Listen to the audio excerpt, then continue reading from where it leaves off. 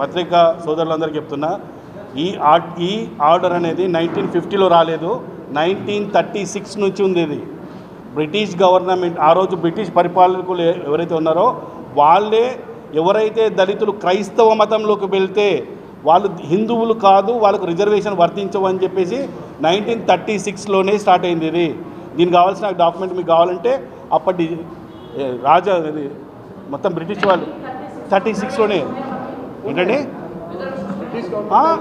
Sir, Ambedkar పుట్టక ముందు నుంచే ఈ దేశంలో రిజర్వేషన్ ఉందండి. అంబేద్కర్ గారు కూడా రిజర్వేషన్ని అనుభవించిన వ్యక్తే. మనకు రిజర్వేషన్ తీసుకొచ్చి రిజర్వేషన్ల యొక్క పితామహుడు. దయచేసి ప్లీజ్ జర సౌండ్ రానియకండి ప్లీజ్. ఎస్సీలకు, ఎస్టీలకు, బీసీలకు రిజర్వేషన్ ఈరోజు అనుభవిస్తున్నది అది సాహు మహారాజు, ఫాదర్ ఆఫ్ ది రిజర్వేషన్ అంటారండి. మొట్టమొదటిసారిగా 1902 నుంచి అక్కడి నుంచి స్టార్ట్ అయింది. ఈయన సాహు మహారాజ్ గారు 1982లో మొట్టమొదటిసారి రిజర్వేషన్ సిస్టాన్ని తీసుకొచ్చింది ఈ దేశంలో ఆయన్నే.